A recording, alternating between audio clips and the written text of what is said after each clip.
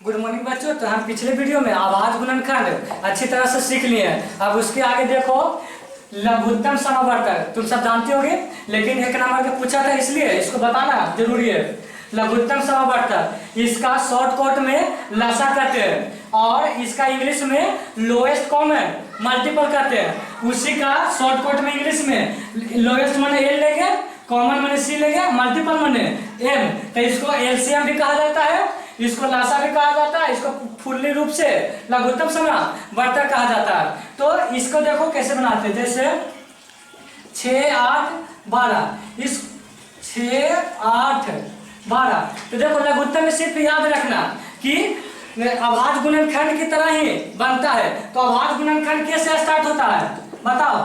2 3 5 7 11 ऐसी था कि नहीं? तो लघुत्तम भी आवाज गुणनखंड की तरह ही बनता है।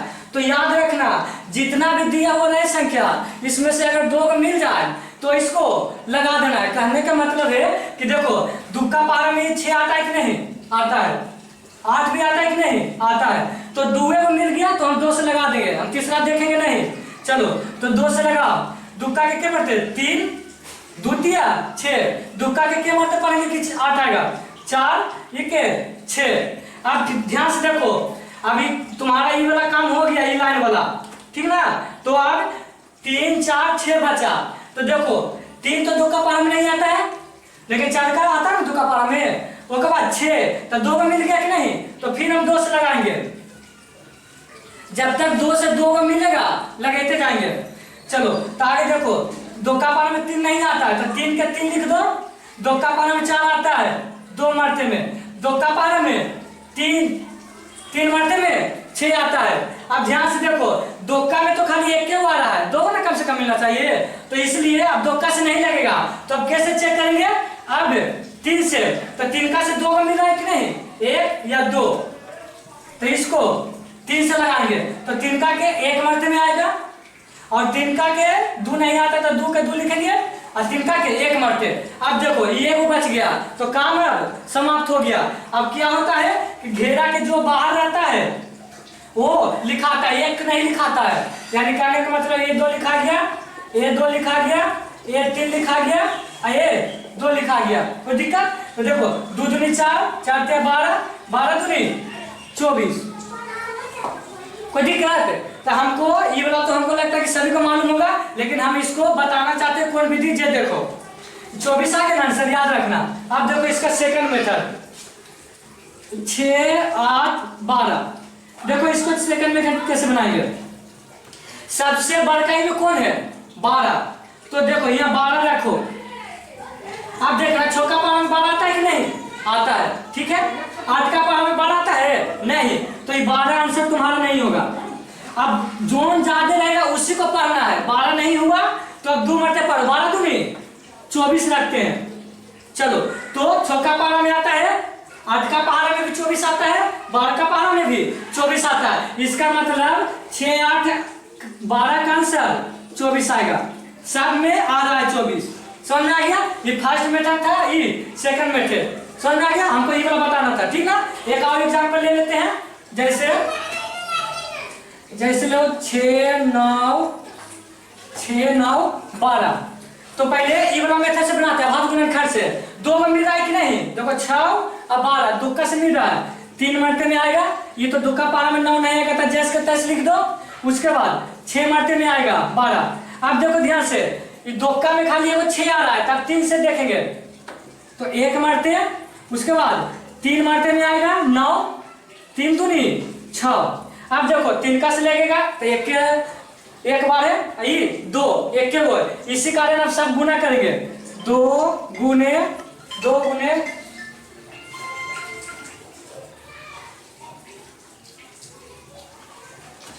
अब 2 गुने 3, यानी घेरा के बाहर जो रहेगा ये भी घेरा के बाहर ही आता है, 1 को नहीं लिया जाता है। 3 गुने 2, द्वितीय 6, छोटी 18, 18 दूनी 24, सॉरी 18 दूनी 36। अब इसको सेकंड मेथड से बनाते हैं। कौन कौन था? 6 9 12। तो सबसे ज्यादा कौन था? 12। तो 12 तो नौ का पारा में नहीं आता, तो 12 नहीं होगा। 12 का फिर पढ़ो 24, नौका पारा में 24 नहीं आता, ये भी नहीं होगा। 36 चौका पारा में आता है, नौका पारा में आता है, बड़का पारा में, यानी 36 एलसीएम होगा। या तो ऐसे बनाओ या तो ऐसे बनाओ, कोई दिक्कत? तो क्लियर हो गया। ये वो इसका एग्जाम्पल देते हैं। अब अगला एग्जाम्पल ये देखो, तो पहले कैसे चेक करना है? 2 से 3 से, उसके बाद 5 से 7 से 11 से। तो पहले 2 से देखो, 2 को मिल रहा है तो 16 2 का पारा में आएगा, नहीं तो अंतिम में 6, तो इसमें पता कर लेंगे 2 से लगेगा। ये 2 को तो मिल ही रहा है, बाकी कोई मिले चाहे नहीं, 2 को मिल गया, काम खत्म। 8 मरते में आएगा, ये दुक्का के 10 मरते में आएगा, 2 25 नहीं ना करता है, नियम बताए थे ना, तो 25 का 25 लिख दिए। अब देखो दुक्का पारा में 50 आएगा, ये ना समझना कि दुक्का पारा में 20 तक होता है, जिसके अंत में 0 हो 2 से कटता कि नहीं, तो इसका आधिया कर दो डायरेक्ट। 2 से कटने का मतलब कौन सी आधिया, तो 25, ये 9 होगा, 18 होगा। फिर गिरते हैं, फिर देखो 8 है, फिर 10, 2 से लग रहा है, 2 से लगाएंगे, 4 5 25 25 9 9, कोई दिक्कत? अब देखो 2 से सिर्फ 4 ही लग रहा है, उसके बाद आगे नहीं लग रहा है, तो इसलिए आप कैसे देखेंगे? 3 से चेक करते हैं, तो 3 से चेक करो, तो या 9 9 2 को मिल रहा है कि नहीं, तो लगा देंगे। तो ये जैस के 23 लिखेंगे, ये भी जैस के 23, ये भी जैस के 23, ये भी जैस के 23, ये 3 बार में 3 बार में, कहे 3 का के 3 बार पढ़ेंगे तो 9 होगा। फिर देखो 2 को फिर मिला 3 से, फिर लिखेंगे 5 25 25, उसके बाद 1 1। अब देखो 3 से तो हम नहीं लग रहा, अब कैसे देखेंगे?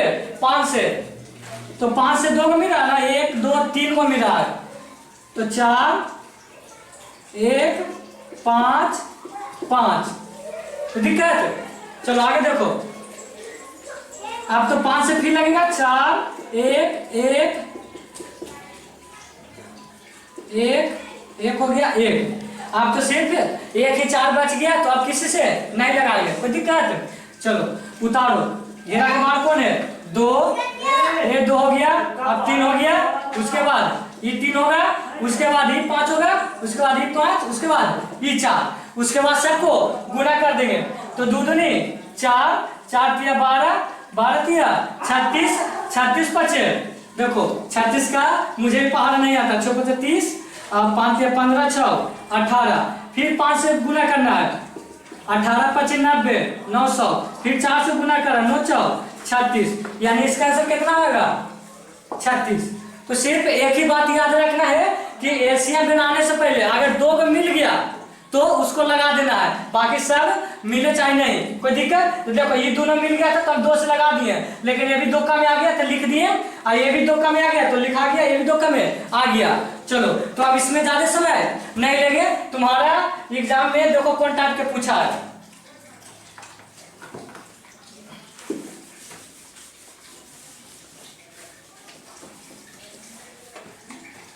आप जैसे बताओ 3 7 3 7 के पूछ देगा, 3 है और कौन है? 7 है, तो देखो तो 3 और 7, 3 का पारा नहीं आएगा, और ये 7 का पारा, यानी 1 का गो से मतलब नहीं है, दोनों लगना चाहिए, कम से कम 2 गो। तो क्या करेंगे? ये दोनों आभास संख्या, देखो तो आभास संख्या नहीं है, तो जब आभास संख्या दिया हुआ रहता है तो कुछ नहीं करना, दोनों के गुना कर देना, 21 आंसर। तुमसे इसी में पूछ देगा 3 5 7, तो देखो तीनों आभास संख्या है कि नहीं? जब आभास संख्या टोटल देवा रहेगा तो कुछ नहीं करना है, सबको आपस में गुना कर दो, तो 3 5 15 15 7 15 7 75 से 105, यानी कहने का मतलब है कि आभास संख्या दिया हुआ रहेगा तो सीधे सभी को गुना कर देना। इसी से रिलेटेड तुम्हारा बोर्ड एग्जाम 2024 से पूछा है, क्या पूछा है? कहा है कि संख्या ए और बी अभाज्य